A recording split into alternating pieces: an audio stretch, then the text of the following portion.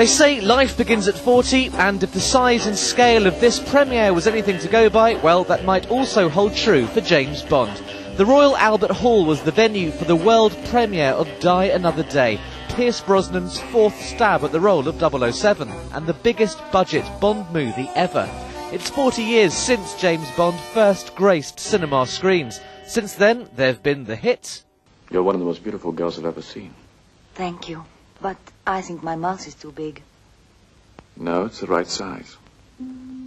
And the misses. Why do you persist in rescuing me, Mr. Bond?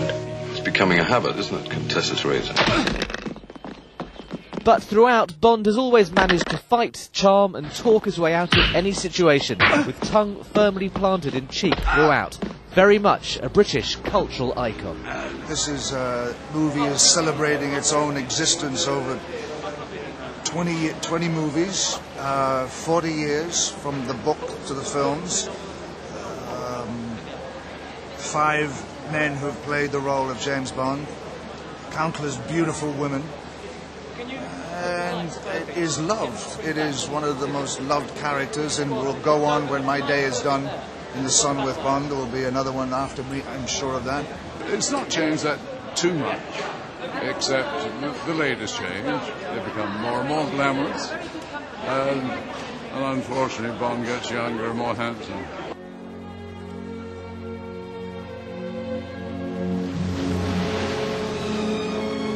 For Halle Berry, her performance as a Bond girl caps an extraordinary year. In March, she picked up a Best Actress Oscar for her role in the dark and gritty Monsters Ball. Appearing alongside Pierce Brosnan as Jinx could hardly be more different. Sort of overwhelmed by it all. I had no idea it would be this huge, and there'd be so many fans who so love James Bond.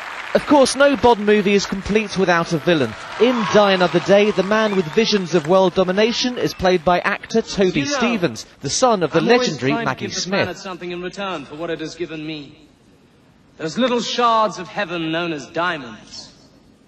Now, diamonds aren't just expensive stones. They are the stuff of dreams, and the means to make dreams real.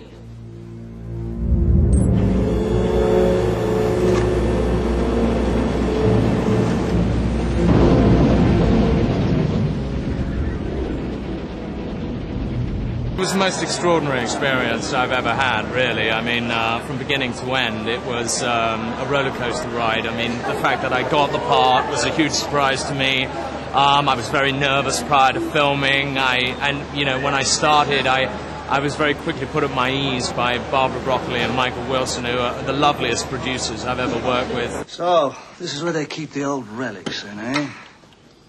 I'll have you know, this is where our most cutting-edge technology is developed. Point taking. One actor who's quickly becoming a familiar part of the Bond franchise is John Cleese. Following the death of Desmond Llewellyn, who first played Q, producers needed someone else who could make the role their own. Cutting-edge stuff. I'm trying to get to it. It's great. I'm not so sure it's not my favourite job ever. This was the first time a Bond movie had been chosen for the annual Royal Film Performance. The Queen and the Duke of Edinburgh met with cast members before the film. Pierce Brosnan says he'll definitely do one more Bond film, and then, well, we'll have to wait and see. But incredibly, after 40 years, the character of 007 seems as popular as ever. Tim Muffet, Sky News, Central London.